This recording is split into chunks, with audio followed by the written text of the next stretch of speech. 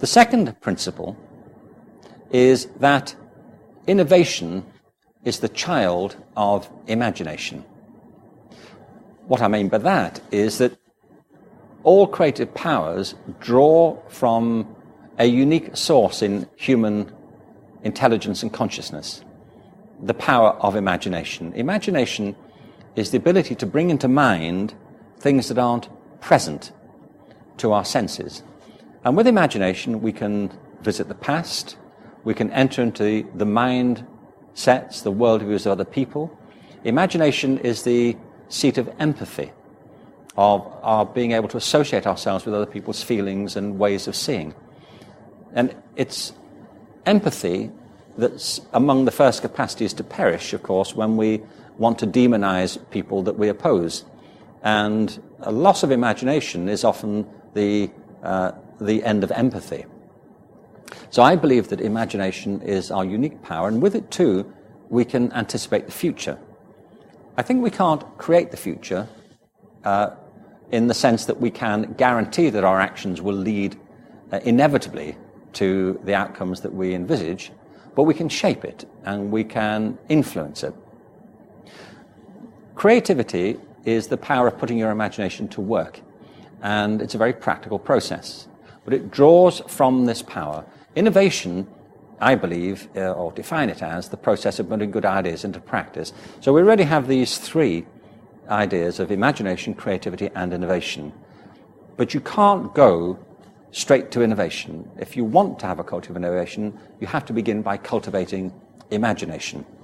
I was thinking recently about this, that if you think of an analogy in athletics, for example, if you want to enter the Olympic Games, which are in 2012 now in London, and you decide you want to win the 100 meters, you would naturally train for that. You would train your body. You wouldn't expect to achieve a great result if you neglected your physical being. No, you wouldn't say, well, look, I'd like to win the 100 meters in 2012, but I have no intention of training for it. My plan is to spend the next 2 years lying on the bed, drinking beer and watching the television. Well, you could do that, but I wouldn't be optimistic about your chance of winning in 2012. But we do this with creativity and innovation. We expect to be innovative, we want people to be creative, but we don't nurture their imaginations in the first place. And we have to do that, because it's imagination that gives rise to these other powers. The third principle, under the personal, is that we can all learn to be creative.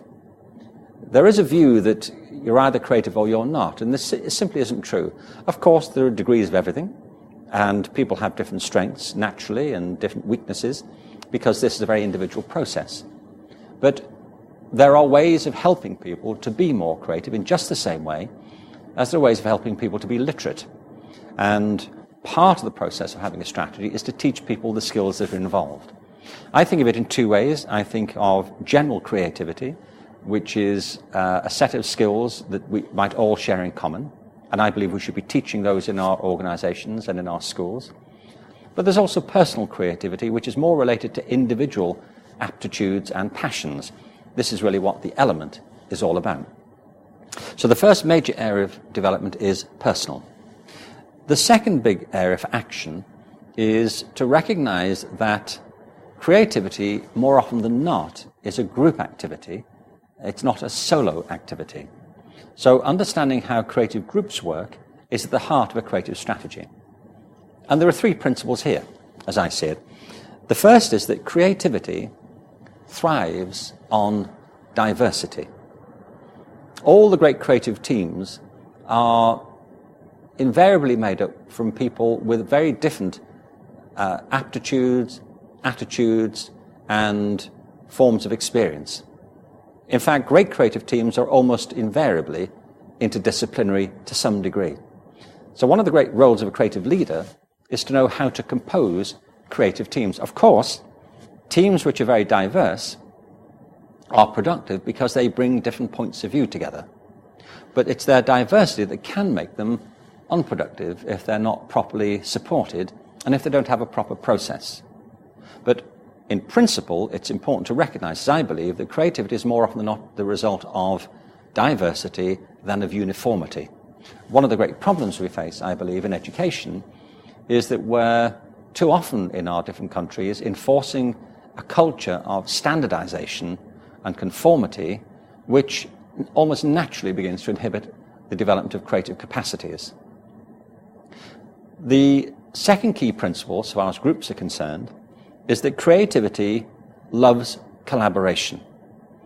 That collaboration is the heartbeat of creativity, bringing people together to join forces and to influence each other's ways of thinking. There's often some resistance, to interdisciplinary work because people sometimes believe they're giving up their own disciplines and specialisms in the interests of somebody else's. But really, productive work that's interdisciplinary doesn't supplant anybody's specialism, it builds on it and enhances it. So creativity loves collaboration. And finally, under this heading of group creativity, is that the principle here is that creativity takes time. It's important to recognize this, that creativity isn't an automatic process. Ideas often take time to evolve, to ferment. You've often, I'm sure, had that experience where you can't remember somebody's name. And the worst thing you can do is focus on it and try to remember it. Often the best thing to do is to forget about it for a while, and then the name will pop into your head when you're not thinking about it. And it's partly because part of the process of being creative in any field is to allow ideas time to germinate, to allow them to evolve, and to let the subconscious mind and the unconscious mind do its work. That our capacities are much more than these abilities for linear conscious thought that happen at the front of our minds. The process is often much more one of allowing ideas to mingle and to emerge. And this has implications for how we manage people's time in organizations. It's why, for example, Google, one of the most successful companies in the world, allows all of the engineers 20% of their time, famously, to work on projects of their own.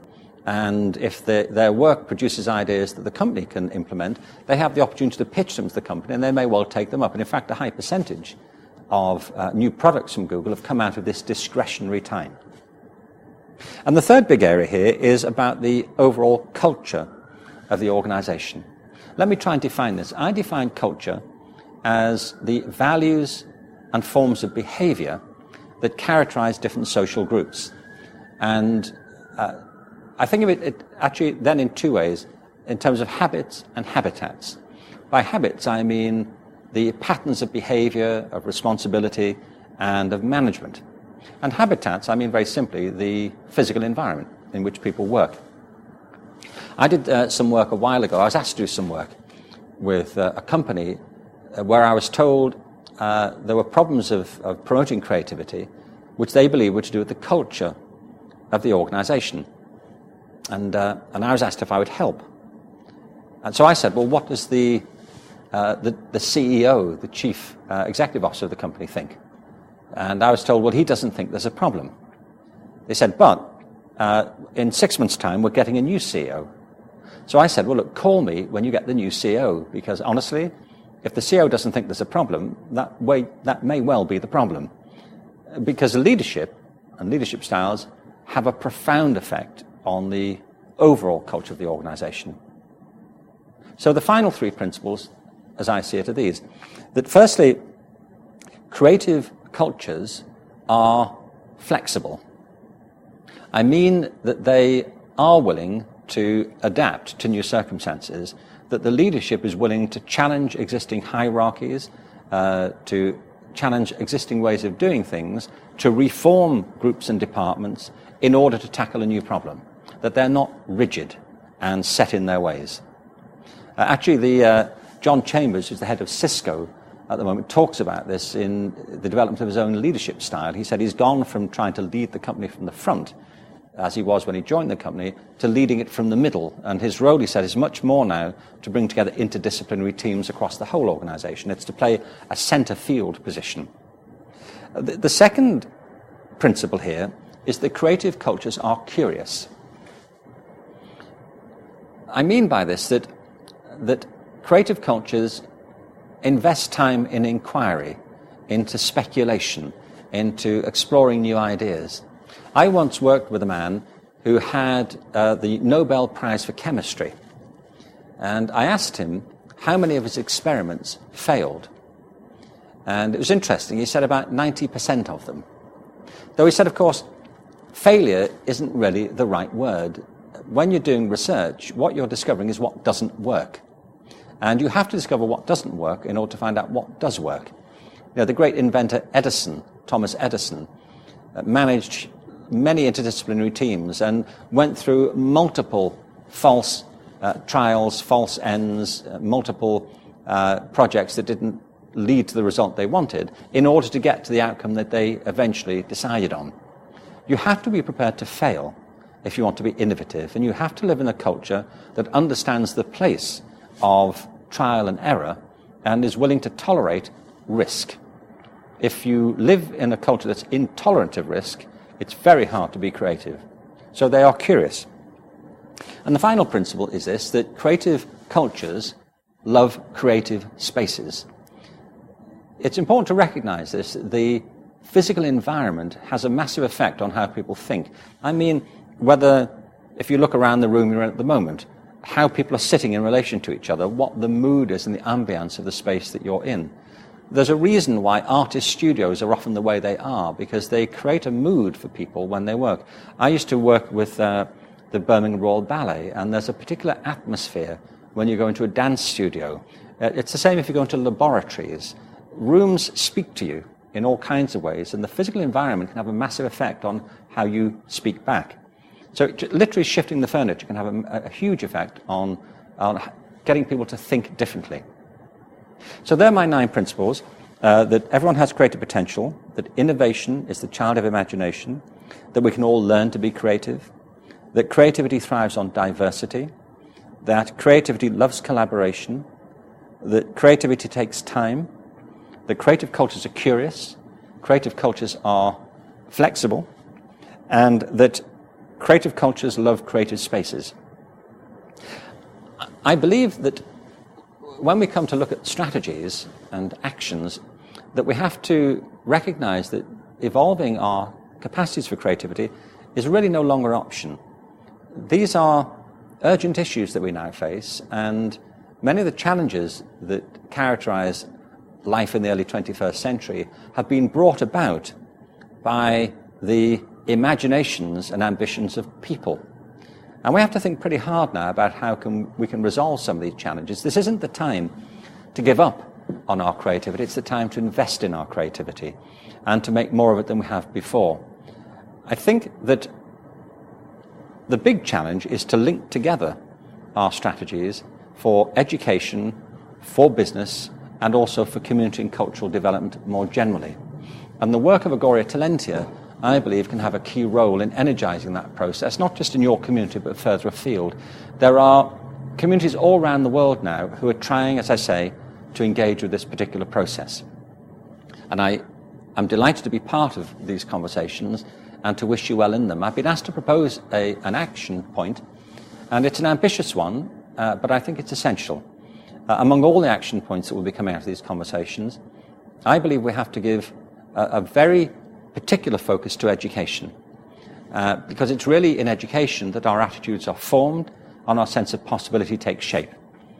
So my proposed action is for you to consider developing a national strategy to promote creativity systematically in the education system.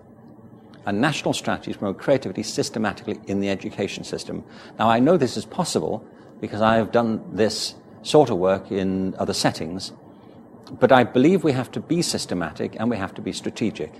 And if we do that, if we invest in people's creative capacities, I think we'll find that we'll have a harvest of creative possibilities and ideas that we can't anticipate, but which we'll all benefit from. Thank you very much. And again, thank you for inviting me to be part of this conversation.